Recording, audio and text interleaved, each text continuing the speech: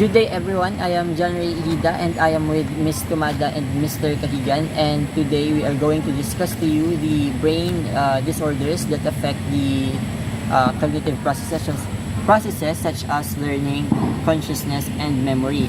It is the chapter 15, which is the neurocognitive disorders. So bago po tayo dumako sa perspectives on neurocognitive disorders, pahapyaw lang po ng matatakal natin sa chapter na ito ay two classes of cognitive disorders. Ito po ay ang delirium at ang mild or major neurocognitive disorders. So first po sa perspectives on neurocognitive disorder, we have the organic mental disorder. So in early editions of DSM, sama-sama yung gantong klaseng kondisyon, sila ng mood, anxiety, personality, hallucinosis, and delusional disorders. So, para po sa mga hindi nakakaalam ng hallucinosis, ang hallucinosis po is an abnormal mental state that involves hallucination, from the word hallucinate, hallucination, and hallucinosis. So, let's go po sa cognitive disorders. So, sa cognitive disorders naman po, dito na yung mas noticeable na kanilang mga parang manifestations ng gantong klaseng kondisyon ay mas nasisignify tulad na sa aspeto ng kanilang cognitive abilities, memory, attention, perception, and thinking. When it comes naman po sa neurocognitive disorders, dati po ng mga unang panahon, merong parang may negative perception yung mga tao sa kondisyon na ito dahil nga po kulang sila sa kaalaman. Dahil po sinasabi na yung gantong klaseng kondisyon ay nakaka-impair ng all aspects of mental functioning. Pero dahil po sa label na neurocognitive disorders, parang na-shift yung pananaw ng ibang tao sa bagay na ito, na hindi na ganoon negative yung kanilang take sa ganito. Tapos sa neurocognitive disorders, ito ay nangyari din sa ating mga nade-develop siya later in life. So usually nangyayari talaga siya sa mga matatandang individuals. Now let's go to the delirium. So ang delirium po is an impaired cognition during the course of hours or several hours or days. Sa delirium naman po, ito yung mga individual ay hindi nakaka-function ng normal tulad ng ibang taong, for example, hindi na nila magawa yung mga mismo, kahit mga maliliit lang na bagay para sa kanila, hirap na silang gawin or ma-recall. For example, hindi nila ma-recall yung pangalan ng mga taong nakapaligid sa kanila kahit nakilala pa nila ito. Dahil nga, impaired ang kanilang mental functioning or yung consciousness nila, hindi na ganoon katulad ng dati na wala pa silang ganitong klaseng kondisyon. So ngayon po punta na tayo sa clinical descriptions and statistics. So ang delirium po, clinically speaking, ito ay ang mga tao ay confused or disoriented at hindi na nila, parang nawawala na sila sa realidad ng buhay or sa nangyayari sa paligid nila. Tapos po hindi na nila kayang mag-focus sa isang bagay. Madali silang ma-distract kahit sa konting parang kilos mo lang or gawin mo, hindi na sila makaka-focus. Yung attention nila is mawawala na sa bagay na dapat na pinofocus sa nila. So when it comes to statistics naman po, it is present in approximately 20% of older adults. Tulad nga po nung nasabi ko kanina, mas nangyayari yung gantong kondisyon pag ang isang tao ay umabot na sa katandaan niya. So ngayon pupunta naman tayo sa magsi-specify ng delirium. So first we have po acute. Sa acute, ito ay naglalast yung gantong kondisyon ng few hours or days lang. At kabaligtaran niya po yung another magsi-specify ng delirium, which is yung persistent. Sa persistent naman po, ito ay naglalast ng weeks or months. So pag ang isang pag ang delirium po or yung mga symptoms na naranasan ng isang tao ay naglast ng days or hours, ito po ay acute. At persistent naman po siya pag weeks or months na siya nararamdaman or nangyayari sa isang tao. Another is the hyperactive. Ang hyperactive level of psychomotor ng isang individual ay pag hindi na siya nakikiko-operate sa mga taong nakapaligid sa kanya, for example, medical care, yung mga taong nag-assist sa kanya, hindi na siya nakikinig dahil siya ay agitated na nga. Tapos, meron din tayong hypoactive. So, kabaliktaran naman po ito ng hyperactive. Sa hypoactive, it accompanies yung kabagalan ng kilos ng isang taong may gantong kondisyon. So, sa mixed level of activity naman po, ito yung pag ang isang individual, kahit na nadidisturb yung kanyang attention or yung awareness niya, yung psychomotor activity niya, yung level nito ay nisistay pa rin as normal. At nakapasok rin sa mixed level of activity pag ang isang individual ay yung level ng level ng activity niya ay mabilisang nagfa-fluctuate. So parang hindi stable, parang ganun yung level ng psychomotor activity niya. Next, we have the substance intoxication delirium. So, dito, ito yung basically nagkakaroon ng delirium ng isang tao dahil sa pag-take niya ng substance. At pagpapasok siya sa criteria A and C. Hindi ko na po siya i-discuss masyado dahil pwede naman din po natin mabasa na lang doon yung Next po, we have the substance withdrawal delirium. So, dito naman po, nagkakaroon ng delirium ng isang tao pag tumigil na siya sa pag-take ng substance. Parang kabaligtaran lang po siya ng una natin ng substance intoxication. At papasok rin po siya sa gantong klase ng delirium pag na meron siya ng criteria na nasa criteria A and C. Next, we have the medication-induced delirium. This diagnosis applies when the symptoms in criteria A and C arise and the side effect of a medication taken as prescribed. So, ganun din po pag pumasok siya sa criteria ng A at C, magadiagnose natin ng isang tao na meron siyang medication-induced delirium. Ito yung pag nagtitake siya ng mga medication kaya siya nagkaroon or na-acquire niya yung gantong klaseng delirium. So, sa diagnostic features naman po, dito sinasabi na ang essential feature ng delirium ay pag ang isang tao ay merong acute impairment ng kanyang consciousness na merong na-accompany ng disturbance sa kanyang attention at nawawala yung kanyang awareness sa nangyayari sa kanyang paligid. So, sa associated features naman po, ito yung na-associate dito yung disturbance sa pagtulog ng isang tao or yung tinatawag na sleep-wake cycle. Ito po, it include the daytime sleepiness, nighttime agitation, difficulty falling asleep, pwede rin sobrang pagtulog or wakefulness throughout the night. Yun po yung mga naka-anchor sa feature na ito. Now, let's go sa prevalence. So, sa prevalence, sinasabi sa data, according to Finland, na it is 8% to 70% in older individuals. So, yun. Tulad din ng mga nabanggit ko na kanina sa mga older individuals talaga siya nang nangyayari. Now, dako po tayo sa development and course. So, sinasabi sa development and course, majority ng mga taong may delirium ay nakaka-recover din. With or without treatment, nakaka-recover sila, lalo na yung mga taong hindi pa ganon katanda or hindi pa nasa elderly stage ng kanilang buhay. Elder stage ng kanilang buhay. So, punta po tayo sa risk and prognostic factors. So, when it comes to the context of functional impairment, pre-existing cognitive impairment, and sensory impairment such as hearing and vision, nag-i-increase po maaari pong mag-increase yung delirium ng isang individual. At pag nag-i-increase din po yung age, yung illness comorbidity, or illness severity or comorbidity, yung depression and other factors po ay nakaka-apekto para sa mag-develop yung delirium na nararanasan ng isang tao. Next po, we have the other specified delirium. So, si other specified delirium, ito po yung category na kung saan yung mga symptoms ay nagko-cause na ng significant distress or impairment sa isang tao sa kanyang social, occupational, and other important areas ng kanyang functioning. But hindi siya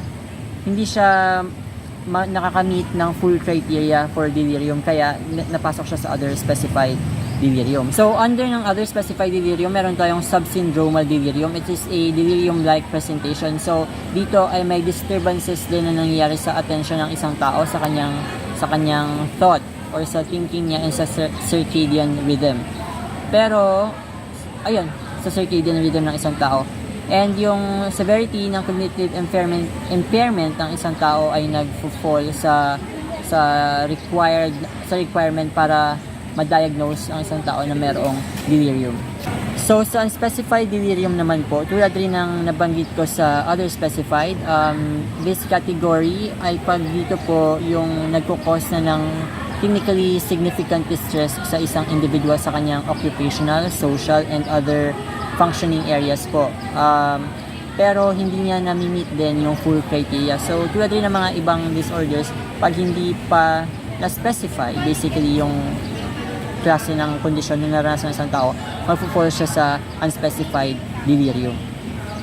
Now, punta po tayo sa treatment. So, first, we have the first step for the treatment of delirium is addressing underlying causes. So, ang unang dapat gawin as a treatment, alamin yung mga posibleng naging dahilan ng kondisyon na naranasan ng isang tao. Next is the psychosocial intervention. It is a recommended first line of treatment for a person experiencing delirium. So, si psychosocial intervention, ito ay, ang goal nito is, it is a non-medical treatment. Ang goal is to reassure the individual to help him or deal sa kanyang mga anxieties, sa kanyang hallucinations of delirium and mga agitation na nararamdaman niya. Isang example dito ng psychosocial intervention is yung pagbigay ng belongings, personal belongings sa ng pamilya sa isang taong nakakaranas ito, tulad ng photograph. Sabi dito na isa yung magandang paraan para matulungan yung taong merong naranasang gantong kondisyon. Yun. And wait lang po. Next, we have the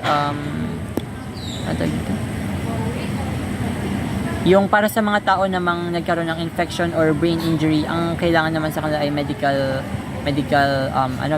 intervention. So, ngayon po, punta naman tayo sa treatment. So, the first step for the treatment of delirium is addressing underlying causes. So, dito, kailangan, ang unang nating gawin para matreat ang isang tao na may delirium ay alamin kung ano yung mga causes or yung mga factors na naka-apekto sa kanya para maranasan yung gantong kondisyon. Next is the recommended first line of treatment for a person experiencing delirium is psychosocial intervention. So, sa psychosocial intervention, it is a non-medical treatment. Ang goal is to reassure an individual to help him or her deal with her or his agitations, hallucinations, anxiety, and hallucinations of delirium rather.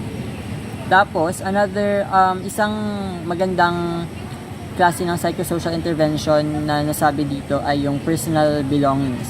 Familiar personal belongings tulad ng family photographs. Makakatulong yon para sa isang taong nagdi-delirium or merong pinagdadaan ng delirium as a psychosocial intervention. Next, we have the antipsychotic drugs, haloperidol or olanzapine. Ito, binibigay ito para sa mga taong merong acute na klase ng delirium and unknown causes. And para naman sa mga taong nagkaroon ng infection or brain injury, ang sa kanilang kinakailangan nilang treatment ay medical intervention. Sa prevention naman, meron tayo ditong preventive efforts may be most successful in assisting people who are susceptible to delirium. So, proper medical care for illnesses and therapeutic drug monitoring can play significant roles in preventing delirium.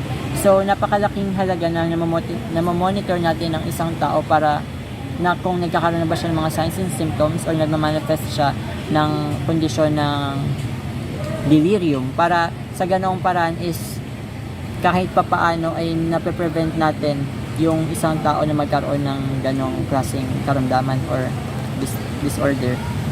Next, we have the structured multidisciplinary interventions that target the prevention of delirium during hospital stays in older patients are very effective. So, ito ang isa sa mga effective din na klase ng prevention. According to, hindi pala. Yun. Sinasabi din dito na these types of programs are implemented by an interdisciplinary team of doctors, nurses, and volunteers and consist of all the following. Ito yung nilalaman ng ganitong klase program. Reorientating the patient, providing vision and hearing aids as needed, increasing sleep and physical activity, maintaining proper hydration and nutrition, involving the patient in therapeutic activities, and reducing dosage of psychoactive drugs. Yun lang po. Thank you. Good day everyone. Now we're heading to major and mild neurocognitive disorders. So to start, ang neurocognitive disorders ay nilagyan ng dalawang types. Before, isa lang ito siya. Major lang siya. Pero ngayon ay nilagyan na ng mild. So simulan natin sa major neurocognitive disorders. Ang dating term ng major neurocognitive disorders, ito yung tinatawag nating dementia before. And by definition, ito yung pagkahina ng brain functioning na apektado yung ating memory, yung language, yung judgment, at iba pang advanced na cognitive processes kagaya ng pag-analyze at pag-solve ng mga problems. At yung mild naman, makikita natin sa ating slide. Ang mild naman, ito yung nakafocus sa early stages ng cognitive decline. Dito makikitaan yung tao ng pagkahina ng kanilang cognitive skills, pero kaya pa namang mag-function independently. So yan yung mga nasa early stages ng neurocognitive disorders, makikita natin. So titingnan natin yung ating handout. Makikita natin sa ating handout sa major neurocognitive disorders, mayroong 4 na main criteria. Tingnan natin yung criteria ng major at mild NCD. Mayroong 4 na main criteria. Dapat may evidence ng cognitive decline galing sa isang clinician or expert or knowledgeable sa field, or sa mga evidence galing sa mga standardized testing. Pangalawa, dapat nakakaapekto sa pang-araw-araw na gawain kagaya ng pag-manage ng budget or pag-execute ng mga bagay na pinlano buong araw. And lastly, sa major NCD, ang last na criteria niya ay dapat ang cognitive decline ay hindi caused by delirium or iba pang mental disorders. Sa mild NCD naman, sa mild neurocognitive disorders, tignan lang natin yung ating handout dahil ang nakalagay sa slides ay mga summary lang nito. Ang mild neurocognitive disorders naman, una, dapat may evidence ng cognitive decline kagaya sa major. And yung evidence na ito dapat galing sa standardized testing at galing sa mga experts din. Pero ang difference niya sa major NCD ay kaya pa rin itong mag-function independently. Kagaya sa major, hindi ito explained by delirium or iba pang mental disorders. Ayan. Next, sabi, ang cognitive disorders daw ay pwedeng mangyari sa kahit anong edad, pero mas prevalent siya sa mga mas matatanda. At yung pinaka-common na apektado dito ay yung visuospatial impairment. Kagaya, nandyan yung agnosia, yung hindi makarecognize ng mga bagay o mga lugar, at facial agnosia na hindi makarecognize ng itsura ng mga tao. Sunod ay ang emotional changes, kagaya ng depression, ng agitation, or kawalang interes sa mga bagay-bagay. Kasi sinasabi doon sa book na hindi natin alam kung ano yung degree ng relationship ng cognitive disorders at emotional changes, pero it is observed na meron talaga silang connection. Hindi lang natin alam yung degree ng kanilang connection, pero kasi merong instances na yung mga taong may neurocognitive disorders na aware sila sa kanilang sakit ay nakaka-experience sila ng takot or lungkot or pagkawalang silbi sa buhay. Last ay pagkamatay dahil nga sa malalang sakit dulot ng dahil sa inactivity, and nag-associate na yung mga ibang malalang sakit dulot ng pagsabay-sabay ng iba't ibang mga sakit. So, ayan, yan yung prevalence niya. Now, dadaan na tayo sa iba't ibang neurocognitive disorders na associated sa iba't ibang sakit dahil ito ay kadalasan associated siya sa biological impairment. And simula tayo sa neurocognitive. Okay. Now, dito na tayo sa neurocognitive disorders due to Alzheimer's disease. So, Kung titingnan natin sa ating handout, ito ay ang nasa slide ay hindi kumpleto at yung nakasulat lang dito sa slide ay yung ating main criteria para sa Alzheimer's disease. So, habang nanonood tayo, tignan na lang natin sa ating mga handout or nakikinig para masabayan natin yung ating discussion. So, neurocognitive disorders due to Alzheimer's. Ang Alzheimer's disease ay hindi pa alam kung ano yung direct cause. Pero sa brain scans at neurochemical studies, makikitaan ito ng kawalan ng energy sa brain cells or pag-shrink or inflammation sa blood vessels ng utak. At yung common markers nito ay yung pagkakaroon ng abnormal accumulation ng beta-amyloid. Ito yung protein na nagbubuo ng clump sa utak na nag-interfere sa normal brain functioning. Yan.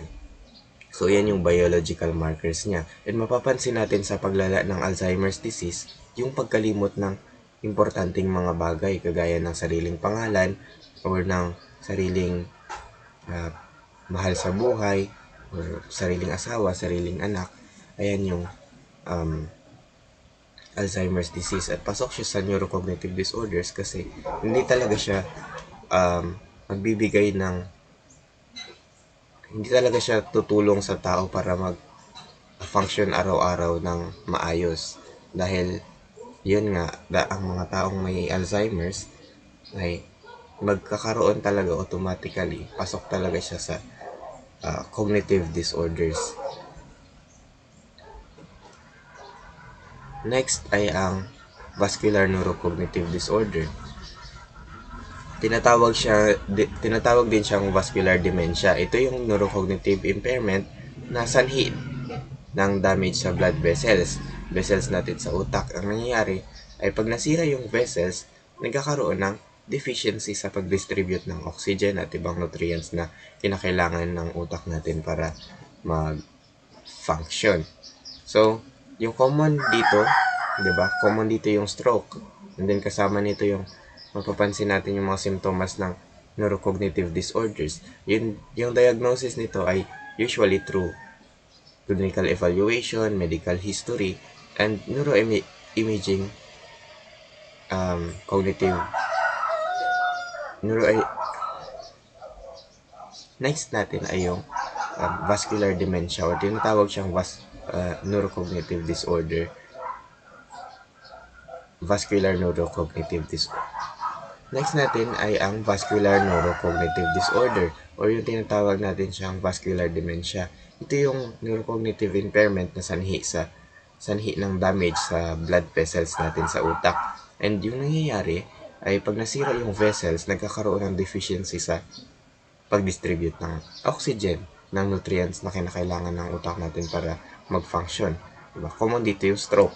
Then kasama nito, mapapansin natin yung symptoms ng neurocognitive disorders, yung mga pagiging makakalimutin, yung hindi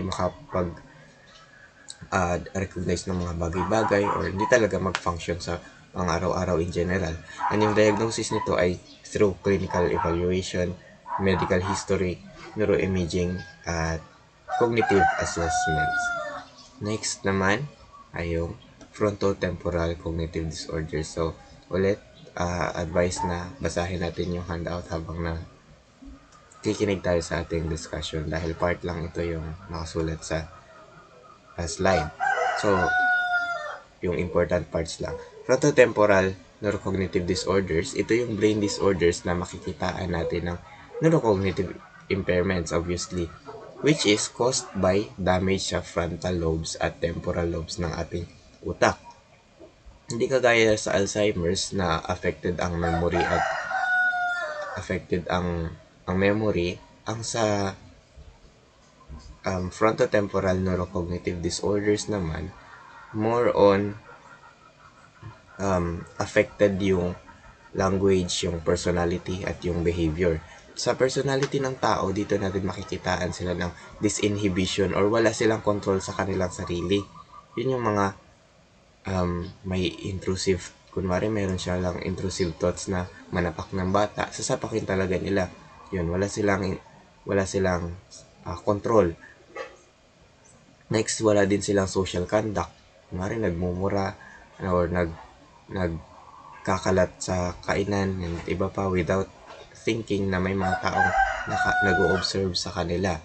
And wala silang social conduct. Nakaka-apekto din ito sa kanilang pananalita. Hindi lang sa pananalita, kundi pati rin sa pag-intindi and yung pagsusulat. And mas early ito sa Alzheimer's dahil yung onset nito ay usually nasa 40s to 50s. And so far, wala pa rin gamot para dito sa frontotemporal neurocognitive disorders. Ang ginagawa na lang ay ma-minimize or ma-minimize yung effect ng sakit na yun to point na mag-function yung tao as efficient as they can sa kanilang current condition. So, next ay ang neurocognitive disorders due to traumatic brain injury. So, kung masasearch natin sa Facebook, kasi sa Facebook ko siya nakita, masasearch natin si Richard Colon sa Google. Isa siyang boxer na tinamaan siya sa ulo tinamaan siya sa likod ng ulo ng hook yata yon. Ang nangyari sa kanya, nagkaroon siya ng traumatic brain injury. Yung resulta nun ay nag-iba yung shape ng mukha niya. Parang ang kabilang mata niya ay mas lumaki, tapos mas tumaba siya kasi nga due to an inactivity. Tapos yung personality niya naging parang childish, ay parang bata talaga siya na kailangan mong i-baby, kailangan mo then yan, meron silang mga exercises na ginagawa para kahit paano makagalaw-galaw siya and hindi magkaroon ng mas malalang mga sakit. So, ito yung neurocognitive impairments kapag nagkaroon ng traumatic brain injuries. Kunwari, nabagok or nasampal ng sobrang lakas sa ulo or na aksidente or nahampas yung ulo. Ayan. Ang tandaan natin na yung mild ay may symptoms pero hindi siya nakaka-interfere sa daily activities. At yung major naman ay nagpapakita na talaga ng dysfunction kagaya kay Richard Colon. Sinsira yung kanyang career, yung buong buhay niya talaga kailangan na ng mag-aalaga sa kanya. Kailangan niya na mapapalit ng diaper niya and such.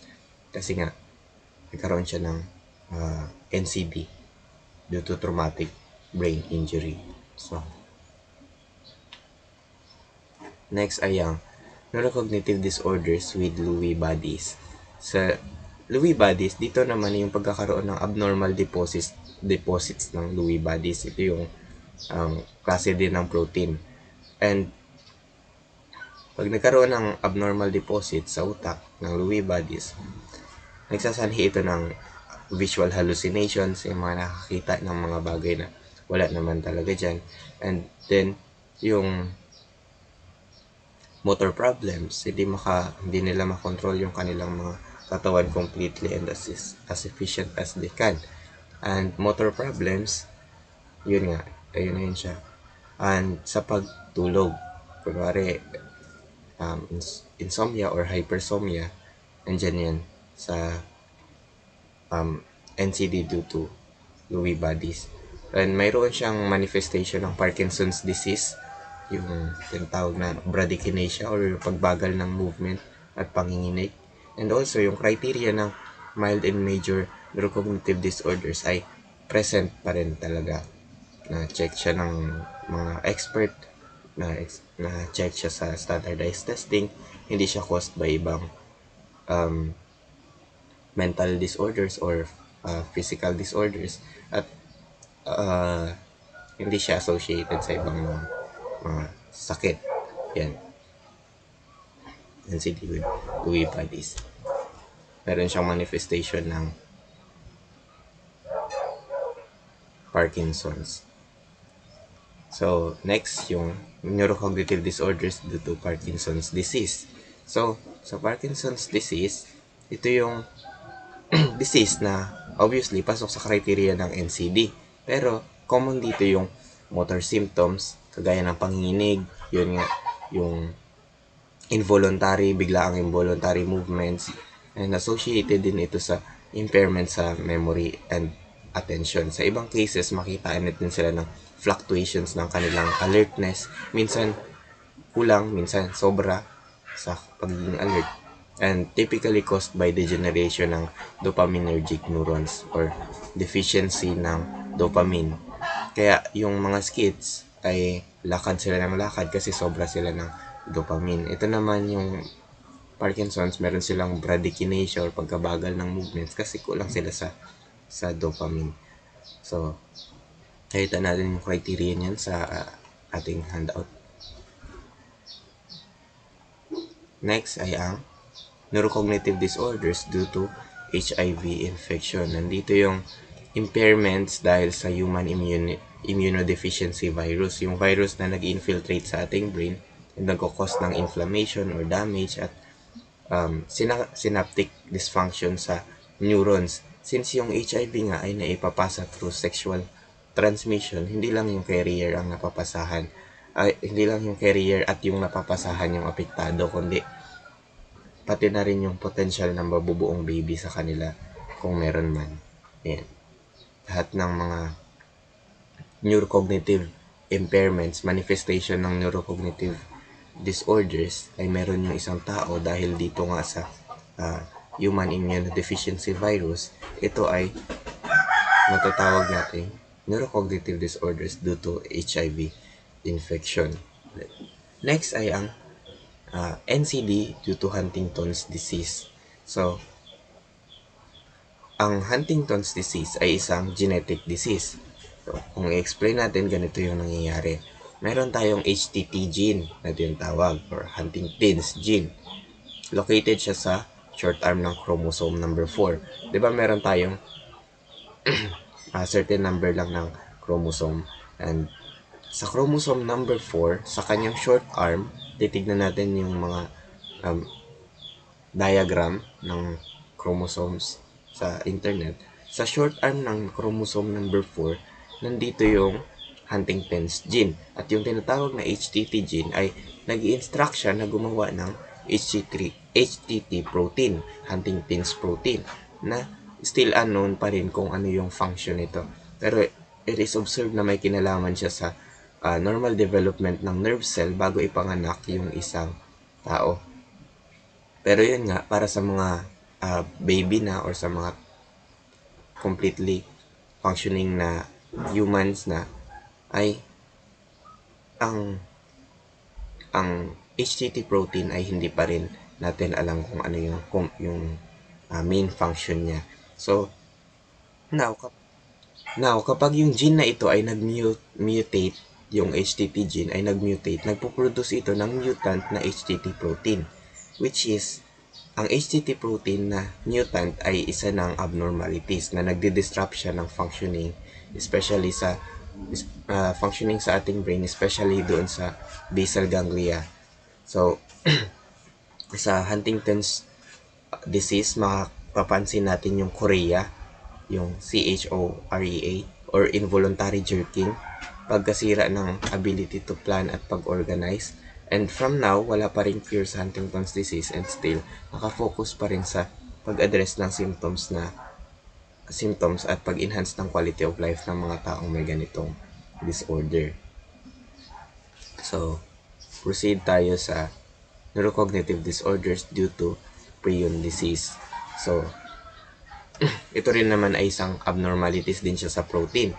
Ito yung protein called as prions. At sa kanyang clinical presentation, yung sakit na ito ay mabilisang cognitive decline. Yung abnormal proteins na ito ay nag-i-induce ng abnormality sa utak na nagkukos ng memory loss, ng gliosis, neuronal degeneration. Pwede itong through transmission sa exposure ng infected na tissue, like yung mga pagpasa-pasa ng needles ng mga drug abusers, or dahil din sa genetics. Kaya nga din sa ating mga medical settings, hindi na natin ginagamit yung mga syringe na nagamit na sa ibang tao dahil pwede tayong magkahawa-hawaan ng prion disease. So, ayan. Next ay Okay. Now, proceed na tayo sa substance medication-induced neurocognitive disorders. So, dito naman, commonly known siya sa mga drug abusers, sa drug overdose, or sa, hindi lang sa mismong drug, mga drug abusers, kundi medically induced talaga siya. Kunwari, pinescribe ito ng doktor na ganito yung ilagay sa kanya, and then nagkaroon siya ng neurocognitive disorders. Karoon siya ng symptoms na pasok sa criteria ng neurocognitive disorders. Ang mangyayari, mapapasok siya sa NCD due to substance medication induced major or mild neurocognitive disorders. So ang isa pa dito ay kunwari yung mga drug abusers, drug addicts sila, tapos sinubukan nilang magtigil sa pagtitake ng drugs. Nag-decide sila na magtigil sa pagtake ng drugs na biglaan, walang rehabilitation. Maaari silang magkaroon nito dahil meron tayong tinatawag na withdrawal. Yung maaaring pwedeng magkaroon sila ng extreme na urges sa pag-take uli ng drugs, pero sinusubukan nilang i-suppress yun. Ang nangyayari sa withdrawal, maaaring mag-manifest ito ng mga iba't ibang sakit or emotional changes din, kagaya ng extreme na agitation or extreme na pagkabalisa dahil nga sila ay hindi nila magawa yung kung ano yung gusto ng kanilang katawan. Ayan, kakaroon sila ng mga manifestation na pasok sa criteria ng neurocognitive disorders.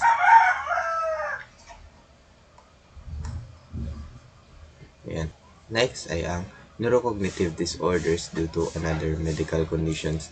So, nandito mapapansin natin ito sa mga taong nagkakaroon ng manifestation ng symptoms ng neurocognitive disorders, pero ito ay associated sa isang specific na sakit, kagaya ng infection sa lungs or tuberculosis or hepatitis or sa vascular disease, kagaya ng heart problems and such. Ito yung pasok sa neurocognitive disorders due to another medical conditions. Ang criteria niya ay nasa handout natin, and advisable na basahin din natin siya sa DSM-5. Next ay yung multiple etiologies.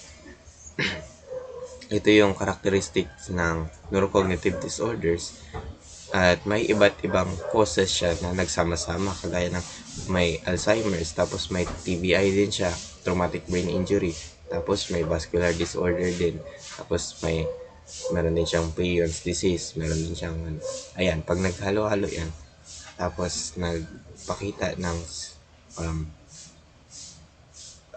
neurocognitive decline, ito tawag natin siyang multiple etiologies due to NCD with multiple etiologies. Ibig sabihin maraming cause, multiple yung cause ng neurocognitive disorders. Sa unspecified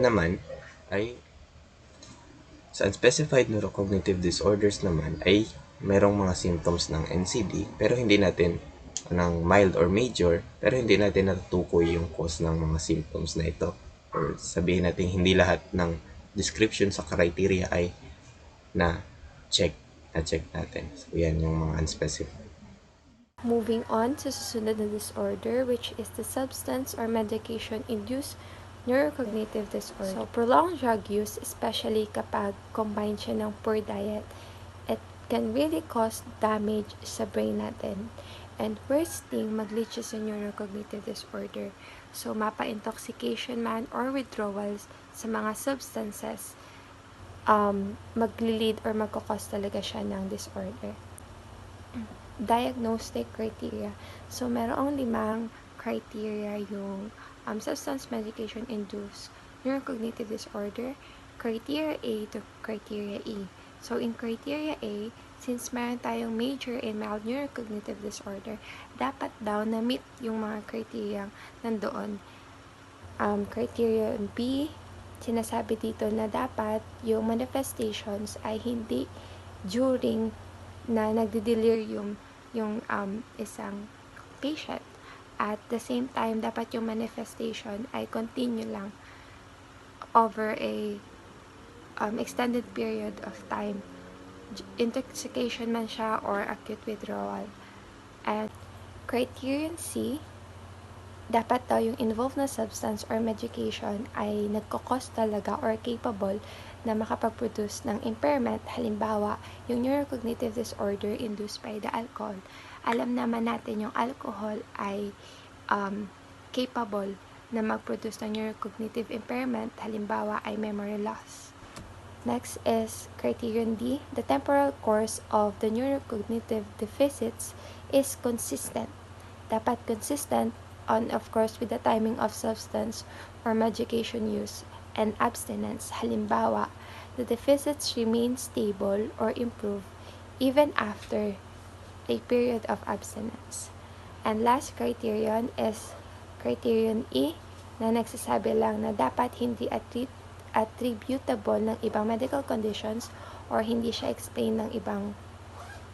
better explained ng ibang mental disorder. Associated features. First is the inhalant-induced neurocognitive disorder conditions, and dapat associated siya ng sense of smell natin.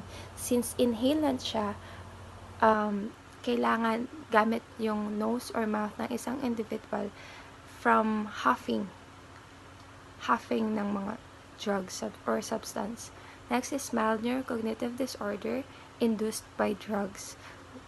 And this is with the central nervous system na maaaring magmanifest ng mga symptoms such as irritable, sleep disturbance, and dysphoria. Last is the neurocognitive induced by stimulant drugs na maaaring mamanifest din with rebound depression, hypersomnia, and apathy. Last is substance or medication-induced major neurocognitive disorder. It is prominent sa neuromotor features natin such as manifestations ng ataxia or motor slowing. For the description and statistics, 50% for description and statistics, as many as 50% and hanggang 70% of chronic heavy alcohol users ay nagpapakita ng cognitive impairment. And 7% doon sa mga alcohol users na yon ay na-meet nila yung criteria ng mga neurocognitive disorders. So, ang laki ng statistics when it comes sa mga taong mayroong neurocognitive disorder. Development and course. The onset of substance use disorders ay nag-occur during the late adolescence, yung peak ng 20s ng isang individual. Kasi kung isipin natin, dito yung time na nag-explore talaga yung mga individual, especially the adolescent sa buhay, especially papuntang adulthood. May involve a fairly rapid onset of neurocognitive impairment individuals whose history includes the use of multiple types of drug abuse. So, mabilis din yung pag-develop ng neurocognitive impairment kapag yung isang individual ay may history na ng iba't ibang klase ng drug abuse, especially kapag maaga niya rin itong nagawa. Risk and prognostic factors. So, ito yung mga risk factors sa substance medication-induced neurocognitive disorders. Kasama dito yung older age, longer duration ng paggamit, or persistent na paggamit ng substance past age of 50 years. For the alcohol-induced neurocognitive disorder naman, long-term na poor diet or nutritional deficiencies, kung may liver disease, vascular or cardiovascular diseases, malaking factor ito para mag-contribute na magkaroon ng alcohol-induced neurocognitive disorder ng isang individual. Sa sedative, hypnotic, or anxiolytic-induced neurocognitive disorder naman, mataas yung risk kapag ang isang individual ay mayroon ng long-term anxiety disorders or meron na siyang mga problema sa pagtulog. Especially those people or individual na nagtitake ng specific na gamot, which is the benzodiazepines, which is a mood drug. Diagnostic markers. Neuroimaging abnormalities are more common in those with neurocognitive disorders. So, mamaya may explain kung bakit mas common yung abnormalities sa brain natin, especially doon sa mga may sakit na neurocognitive disorders. Next is comorbidity. The neurocognitive disorders or the substance or medication-induced neurocognitive disorders comorbid with post-traumatic stress disorder, psychotic disorder, depressive, bipolar disorders, and neurodevelopmental disorder. So, severe long-term of alcohol use disorder can be associated din sa mga major organ system natin. Halimbawa, cerebrovascular disease or cirrhosis. Inhalant use disorder naman ay associated sa mga kidney and liver damage. And sa amphetamine and cocaine-induced neurocognitive disorder naman, accompanied naman siya ng mga major and mild neurocognitive disorder. Causes of neurocognitive disorder. So, merong dalawang influences na nagiging reason ng pagkakaroon ng neurocognitive disorder. So, merong biological influences and psychological and social influences. So, dun muna tayo sa biological influences. Neurocognitive disorder can be caused by a number of processes. Unang-una dito is yung Alzheimer's disease, which is the most common reason bakit nagkakaroon ng neurocognitive disorder yung isang individual. Huntington's disease, Parkinson's disease, head trauma, substance abuse, and others. So, kung makikita nyo sa picture, siya si Alois Alzheimer, who found out that our brain contains neurofibrillary tangles. So, itong neurofibrillary tangles na to ay isang type of damage na nag-occur sa lahat ng merong Alzheimer's disease. So, let's define what is Alzheimer's disease. So, Alzheimer's disease is the most common type of dementia. Kaya ito rin yung most common reason or cause bakit yung isang tao ay nagkaroon ng neurocognitive disorder. It is a progressive disease beginning with mild memory loss at posibleng mag-lead pa siya sa pagkawala mo ng abilidad na makipag-usap or even respond to the environment. So, both forms of damage to neurofibrillary tangles and amyloid plaques accumulate over years. Matagal na siya. And hanggang ngayon, nire-research pa rin ng possible way para gamutin yung may mga Alzheimer's disease. So, makikita nyo rin sa picture yung difference ng healthy brain at merong severe Alzheimer's. Para siyang tuyo na compared doon sa may healthy brain. So, dito sa next picture, makikita yung normal, which is the picture A, normal brain natin. Sa picture B naman, yung may Alzheimer's disease. Makikita nyo rin yung brown area dyan, yan yung amyloid plaques na isa rin sa reason or damage ng brain natin. And the neurofibrillary tangles. So, amyloid plaques are aggregates of misfolded proteins that form in the spaces between the nerve cells.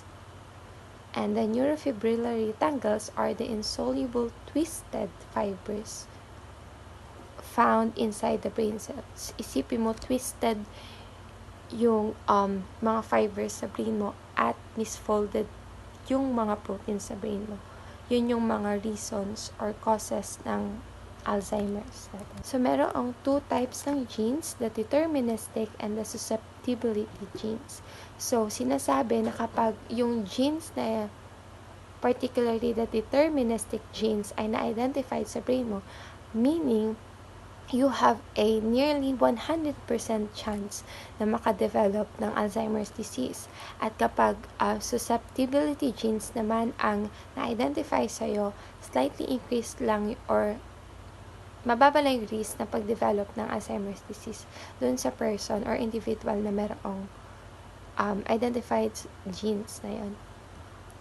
Mas common din ang susceptibility genes compared sa deterministic genes sa general population ng ating mundo. Psychological and social influences. So, meron tayo ditong tatlong bulleted cause para or influences na nagkakos ng neurocognitive disorders sa isang individual. Una is the lifestyle. So, a person's lifestyle may involve or may be a factor para magkaroon ng neurocognitive disorder yung isang individual. Halimbawa, yung isang individual ay lulong or addict sa alak, sa alcohol. Of course, malaking posibilidad na magkaroon siya ng brain damage na mag-lead sa kanya sa neurocognitive disorder. Next is the occupational safety.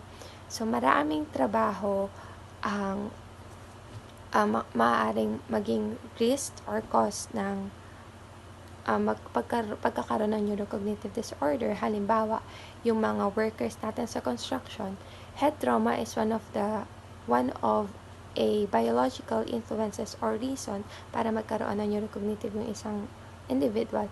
Siyempre, kung nasa environment ka na ganun, malaki talagang posibilidad na aksidente ka at mag-lead sa'yo sa head trauma at magwo-worsen siya na mag-lead or magre-result sa neurocognitive disorder. Also, economic conditions, halimbawa, yung diet ng isang tao, maaari ring maka-apekto sa prevalence ng pagkakaroon ng neurocognitive disorder. In addition, brain trauma, some diseases, and exposure sa mga drugs, halimbawa alcohol, inhalant, and sedative drugs, malaking cause siya para ma-decline yung cognitive abilities natin. Done with the cause, punta naman tayo sa treatment kung paano natin matitreat yung mga mayroong neurocognitive disorder, particularly the substance or medication-induced neurocognitive disorder. So, meron tayong tatlong goal.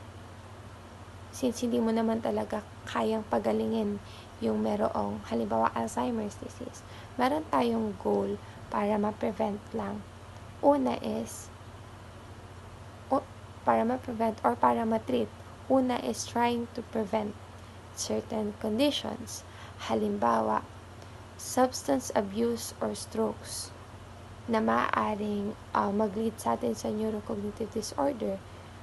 To prevent that, iwasan natin ang halimbawa, pag-inom ng sobra or paggamit ng mga substance.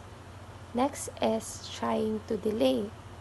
So, isa rin sa goal ng treatment ay yung ma-delay yung onset of symptoms para maka-provide ng better quality life sa meron ng individual na meron ng neurocognitive disorder. And last is attempting to help. So, hindi lang individual na merong neurocognitive disorder or the patient itself yung tutulungan natin. Also, their caregivers, because caregivers can be a big help sa mga patient or individual na meron ng ganitong condition. So, kailangan nila ng social support doon sa mga caregiver nila, and caregivers also need a help. Meron din tayong two treatments, biological and psychosocial. So, sa biological, unang-una is transplanting stem cells. So, fetal brain tissue. Ito yung, so nagtatransplant ng stem cells sa ating brain. para doon sa mga taong meron ng mga diseases. Next is several drugs. Pag-iinom ng gamot such as the cholinesterase inhibitors na malaking impact sa cognitive abilities ng isang patient. And merong research, initial research na nagsasuggest na herbal remedy is also a good way to treat those people with this kind of disorder. Pero hindi nila ma-replicate yung mismong gamot, but it can help naman. Next is the psychosocial treatments. So, meron si Michelle Bourgois na create, which is the memory wallets. Itong memory wallets na to ay makaka-help. Malaking tulong para sa mga may mga sakit na Alzheimer's disease. Ito yung mga nasa, para siyang flashcards na kung saan babasahin ng isang patient yung isang sentence para makapag-carry siya ng conversation. Kasi yung may mga Alzheimer's disease ay memory loss. At hindi na nawawala yung ability nila makipag-usap o conversation sa ibang tao. So, through memory wallets, makakapag-usap sila sa ibang tao. And another treatment under the psychosocial treatment is the cognitive stimulation. So, it encouraged the people with neurocognitive disorder to practice learning and memory skills. Next is prevention. So, merong 3 major conclusion para ma-prevent natin yung mga gantong disorder sa atin. Una-una is control your blood pressure. Pangalawa, do not smoke. And last, lead an active physical and social life. So, this recommendation came out as a major factors na ang individual can change. Since hindi mo kayang i-change yung genetics mo, i-change mo yung lifestyle mo. So, that would be all. Thank you.